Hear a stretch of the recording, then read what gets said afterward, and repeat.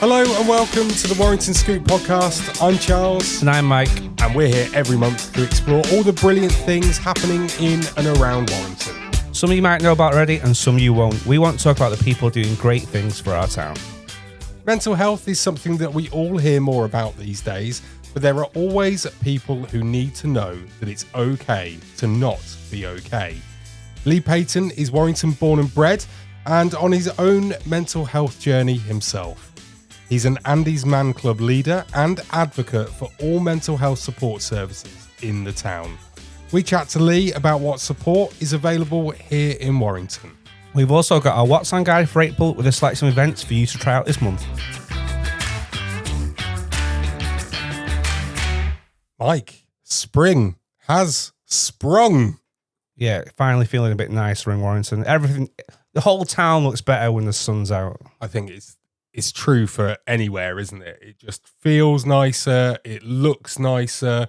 As soon as the sun is in the sky and the clouds are bare, it's just such a nice part of or time of year, isn't it? Yeah, I'm not one for flowers, but today I drove past the roundabout up at Winnick. Yeah. Daffodils. It was ridiculous. Blue skies and daffodils. I was like, you know what? Looks really good today, Warrington. You know, daffodils, one of my favourite plants. Yeah. Well, flowers. What else do I really? Bluebells. Love a bluebell, me. And a rhododendron. Right. I love a rhododendron. No idea what it looks like, but... No idea. You know what else I like about this time of year? Pub beer gardens. Yeah, I had my first pint the other day in the beer garden. Oh. It just felt like everything was just on the turn. Hopefully it's not a false spring and it's going to last. Oh, it'd be nice if it just kept on going for at least... Let's get all the way through Easter, shall we? And give us maybe another couple of weeks. The school Easter holidays, I reckon. Yeah, that would be nice, wouldn't it? That would be lovely. Give us something to do outside with the kids, please, weather. That's always good. Talking about things to do with the kids, Mike, there's a couple of things opening. Yeah, so Slimeville has just opened a few weeks ago.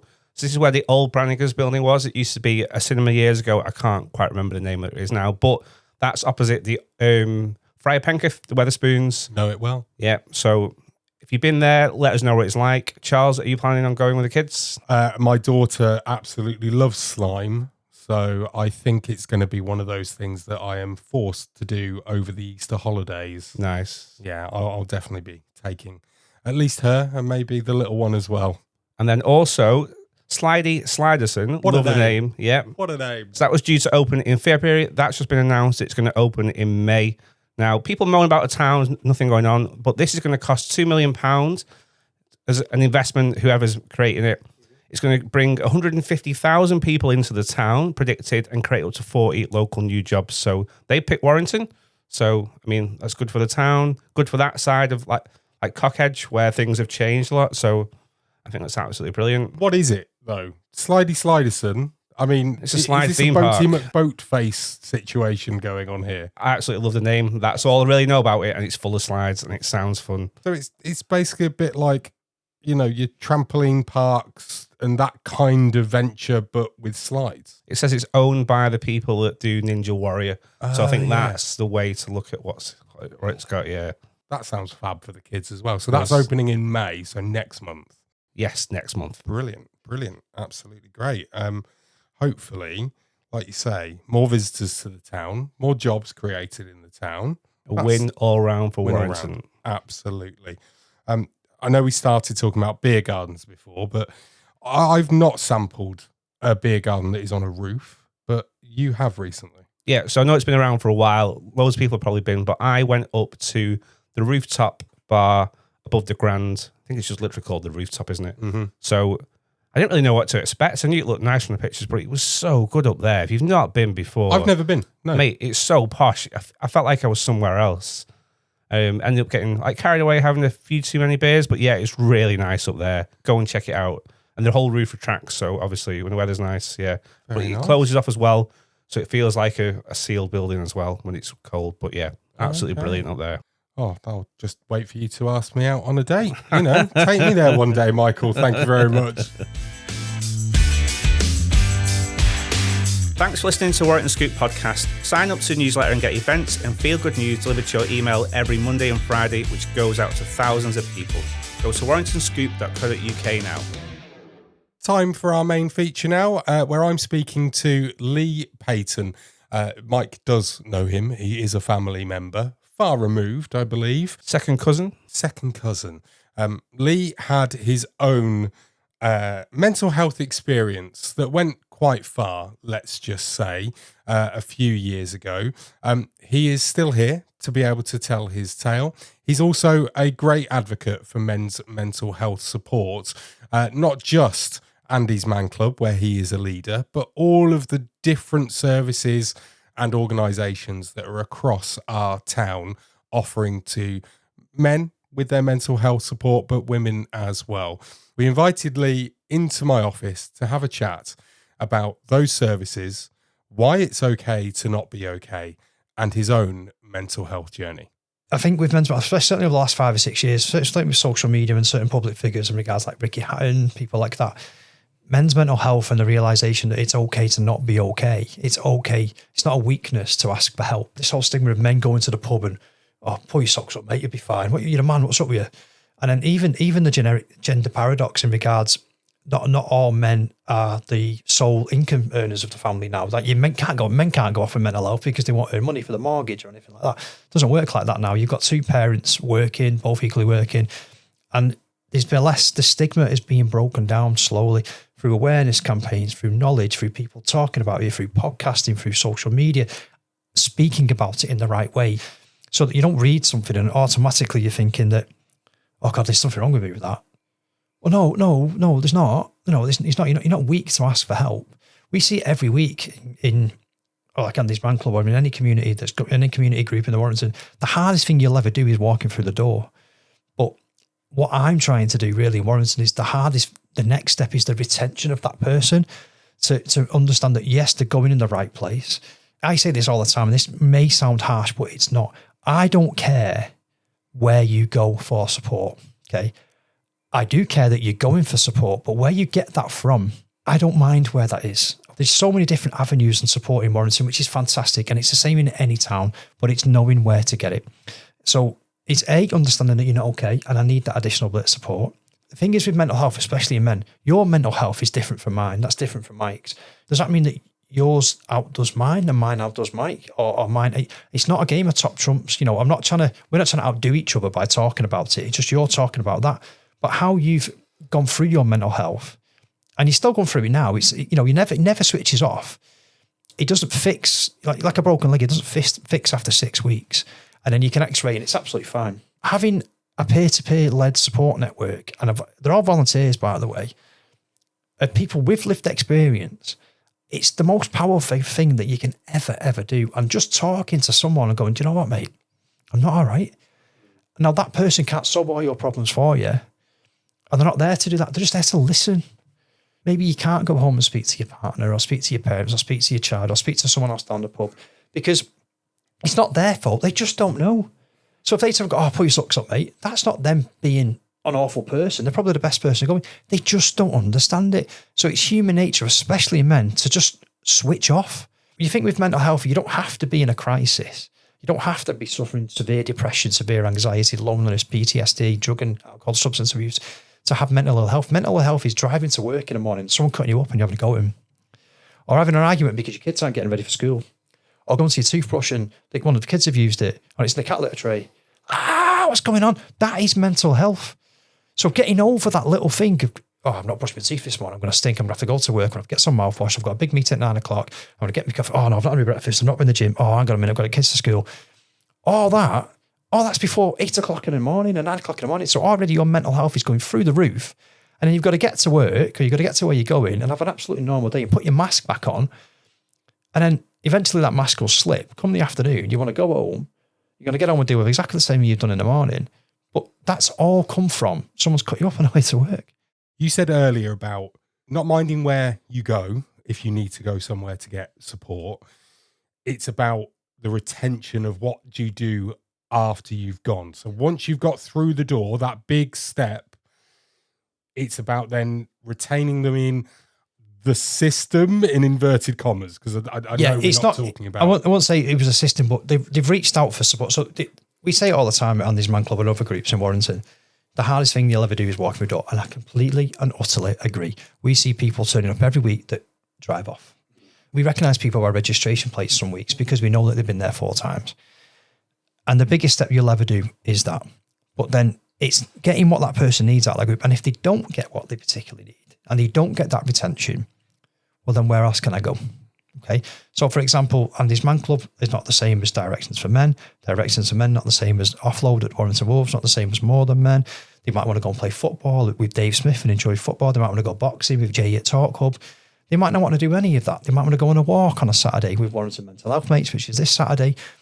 They might not be able-bodied. They want to go, they might have children that are suffering with ADHD or anything like that. And so you've got, all right, lad, you've got Darren Foster who specialises in that. Or they might want to go all of them. Absolutely fine. If you've got the free time and you want to do that, there's a guest speaker on at Warrington Wolves on Offload every couple of months, which is absolutely fantastic. They have ex-rugby players there, ex-professionals, and they just do a guest talk. So that person going there doesn't necessarily have the time to talk themselves, but they get to listen to one hell of an inspirational fella. So that's great. Just do both. There's no sign-up fees. People listen to this now. Not everyone will turn around and go, I couldn't imagine going to a peer-to-peer support group. I couldn't imagine talking about the way I'm feeling with 30 different guys who know absolutely nothing about me, and they're all going to sit there and judge me. Or they'll do turn up and they'll go, actually, I'm not as bad as what you are. And comparison is a massive thing. There is no comparison in things like this. It's not a game of top trumps. Your mental health is not the same as mine. You've mentioned Andy's Man Club. Now, I've never been to an Andy's Man Club. So what actually is it? It's men's peer-to-peer support? Yep. So it's a suicide prevention charity. That's why it was set up originally. However, you don't have to be in a suicidal crisis to be able to attend, which is sometimes can be a misconception. It's just that, unfortunately, suicide is the end. At the end of the day, to get to that point, there was a lot of spirals and different things. So Andy's Man Club is a peer-to-peer support charity. It's an open space for people to talk about anything that they get off their chest. It's a very, very, very simple formula. And we say it every single week. And if I could bottle it and sell it, then we would all be in Dubai or the Maldives. We have a structure that we do that gives everyone an open space and an open space to talk. We have a few rules that we don't talk about, like race, religion, things like that. But that's just to basically give you the ample time to be able to talk openly. Everything that's said in there is confidential anyway, unless we think you're at risk to yourself and others. But we have a set of 5 questions. Now, bear in mind, you don't have to speak whatsoever. The only thing that we ask you to do, and we don't really ask you, but it's a bit of an unwritten rule, is your name. First 3 questions, how's your week been? Question number 2, just a positive of your week. 1 positive of your week. Some people go out with 3 or 4, but it depends on the week. Some people haven't got a positive, unfortunately. That's okay. And then question 3, which is the big one, which is anything to get off your chest. That's your chance with the talking ball to be able to talk about it or not. It's absolutely fine. So as it goes around in a circle, if you want to then get the ball back off me, and you think, actually, I'm going to say something now. No problem, just pass it back. It's fine. But everyone has an ample chance to talk.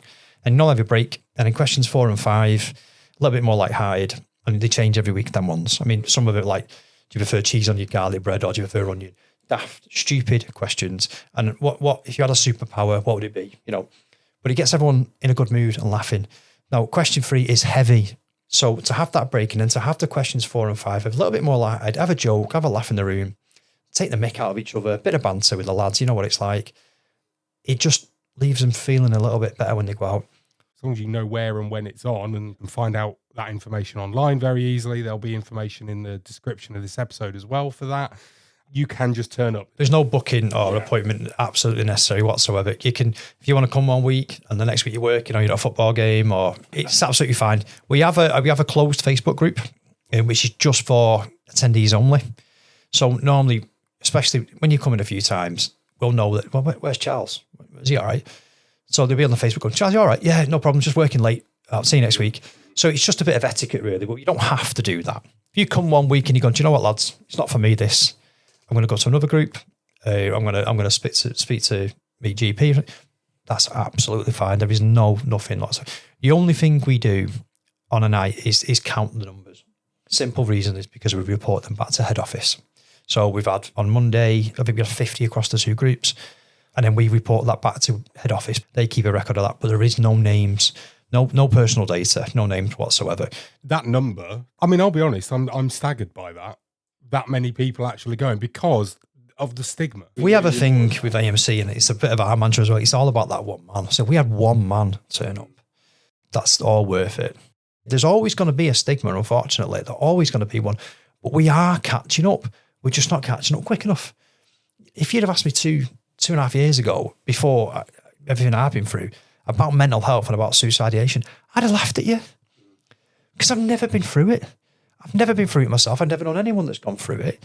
And it's not that I'd have laughed at you because I thought you were funny. I'd have laughed at you because I didn't understand it. So therefore, I become ignorant. I'm ignorant to mental health because I don't understand it. I'm the guy in the pub going, pull your socks up, mate. But now, because I've been through and have that lived experience, then there's no way on God's green if I do that. But that, again, is through knowledge, through awareness, through lived experience. And you can't get it unless you're willing to talk about it, in my honest opinion, unless you're willing to talk and listen about it. If this podcast goes out on just one person, if one man in Warrington can listen to this and go, do you know what? I'm not free on Monday, but I know Directions for Men are on a Wednesday. And Lee's mentioned Nick and Brian that run Directions Men at Making Space on a Wednesday. Great lads. You got Ian and Nathan and More Than Men on a Thursday. Great lads. You got the lads that work at Offload. Do you know what? I'm free Wednesday. I'll go down to see Nick and Brian. And if all of a sudden go, actually, do you know what? I might want to go AMC the week after on a Monday. Well, then I'll go there then. One man, that's all it takes is one man. And that's all we can physically do. You know, we cannot change the world. We can't change Warrington, but you can do it one man at a time. This is very close to your heart. Yep. You've got your own lived experience. Do you want to share? So I took my own life on the 16th of October 2023. I died from suicide. I was clinically dead, and they were basically turning the life support off in the resus department in Warrington Hospital. My family, my brother and my sister, luckily found me and saved my life. I won't be there without them. And I somehow survived. From that period, then the real difficult thing started in regards to being in intensive care, being in the critical care department. I had a couple of heart attacks, a couple of seizures, complete kidney failure, heart failure. Woke up a few times not having any idea where I was. You have to please forgive me, but this is memories that I have taken from my parents, from my mum, sorry. Unfortunately, I think I kind of took it from my dad, even though my dad wasn't there. I don't remember him passing away. My brother and everything, they've made up this because I have no memory of this whatsoever through brain trauma.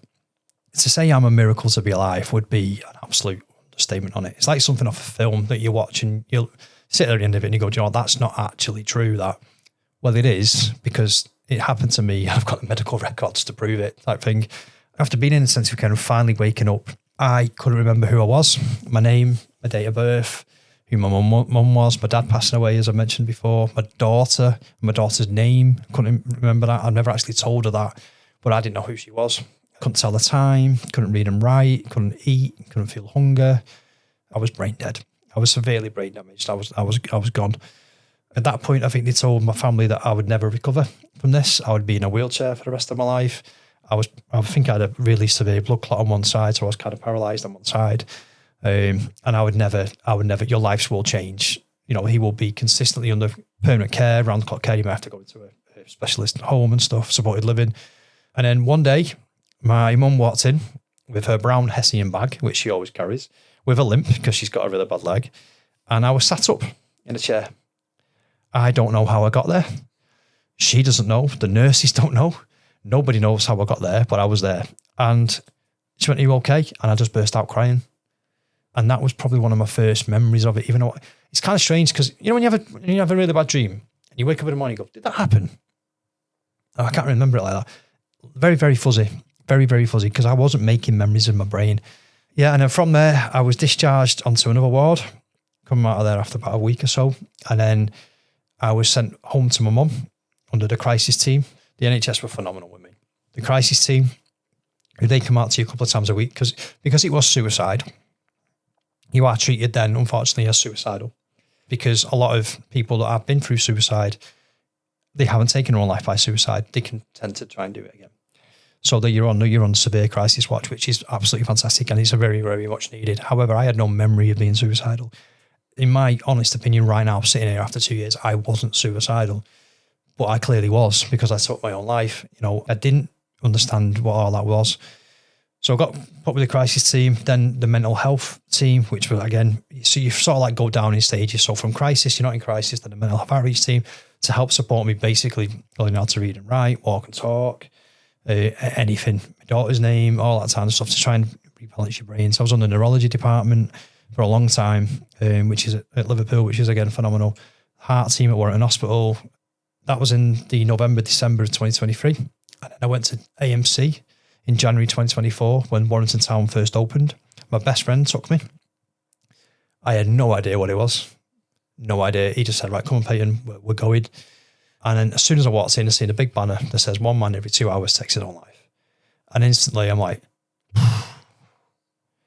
wow, it's not just me then. Went there the first time in the room, couldn't tell you what anyone said. Couldn't even tell you what I said. All I can remember is certain people that were in that group. But I did that for around about 5 or 6 weeks because I couldn't physically remember the following week who I'd met, who I'd said, where I'd been. Even the fact that Hassie took me, I couldn't really remember that. And then something just clicked. Started facilitating in about the May time, something like that. Then leading in October. And then we opened up Padgate. Me and I have 2 groups. And then ever since then, the more and more I've got involved with mental health, the more I've learned, the more courses I've done, suicide awareness, assist, counselling, psychological first aid, suicide first aid, the more and more awareness I've got going on around it, that passion has just grew. We're not here to change the world. We can't do that, but I can change Warrington. And that's my local town and that's my blood. And that is exactly what I will do and what I will continue to do with every ounce of energy that I will ever have.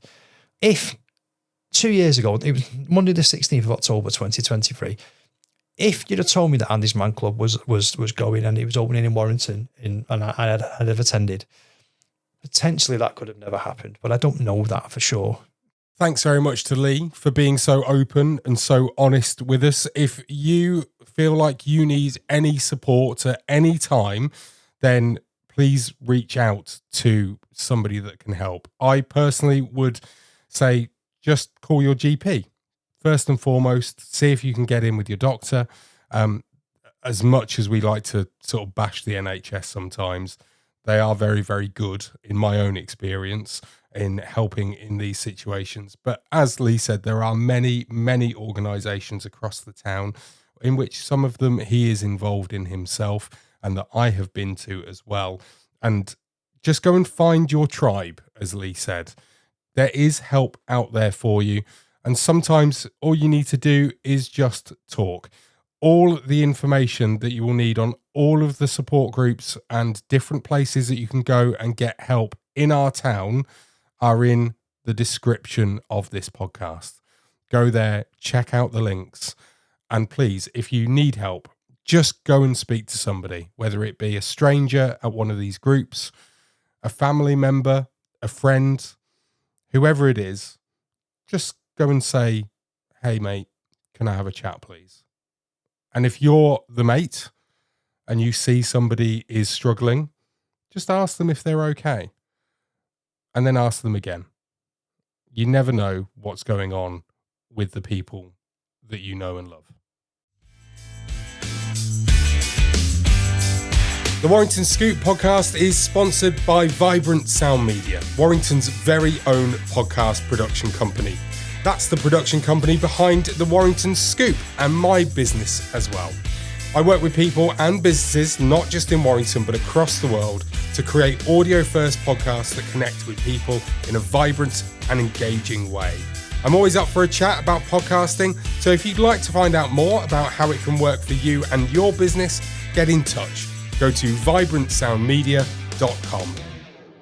And now it's time to find out what's happening in our town in April. First off, we've got the Warrington Crime Festival, which sounds a bit different. This is on Sunday, the 19th of April at the Village Hotel. So basically, it's going to feature 20 dark fiction authors, including Simon McCleave, Ramsey Campbell and Conrad Jones. And the day is going to include panels, question and answer sessions and book signings, with tickets providing attendees with a signed novel, tote bag and other extras. I think that sounds really good and different. That's amazing. Yeah. Have you ever been to a crime festival before? Nope. I've been to one. Yeah. I went because a client of mine that I made a podcast with, they made a true crime podcast and they went to a really big one in Derby. It was amazing. Like, loads of authors there, loads of podcasters there, loads of journalists there. That community is, oh my God, think of it like a Comic-Con. All right, yeah. But for true crime. Nice. It's incredible. And do you know what? This sounds like it's going to be amazing. I love this kind of stuff coming to our town. That's brilliant. Brilliant, yep. Al Murray is back as the pub landlord. He'll be here in Warrington at the Par Hall in his new show, All You Need Is Guv, on Friday the 24th of April. His show is at 7:30 p.m. that night. And of course, as we all know, the pub landlord, he's going to have a show offering common sense hot takes on modern life. I'm really looking forward to this. I'm going to go and sort some tickets out right now. On Saturday, the 25th of April, we've got Supersonic Sound of Oasis. This is at Empire Warrington, which is on Bridge Street. Hear the iconic songs of Oasis performed by the live tribute band Supersonic. There's always loads of tribute bands going on at the Empire. Really good place. Yeah, absolutely superb. If you want some bingo that's a bit bonkers, then you want to go to Walton Hall and Gardens on Saturday the 25th of April from 5:30 in the evening for bingo that's bonkers. It's a wild bingo experience packed with crazy challenges, unexpected twists, epic prizes and party vibes. That sounds brilliant. From the 23rd to the 25th of April, we've got Agatha Christie and the Village Hall Murders. This is performed by Bridgewater Players Dramatic Society at Thelwall Parish Hall. It'll be packed full of wit and funny scenes, and there's also a genuine murder mystery with an ingenious plot which will tax the little grey cells of the audience at the same time. That's their quote, not mine.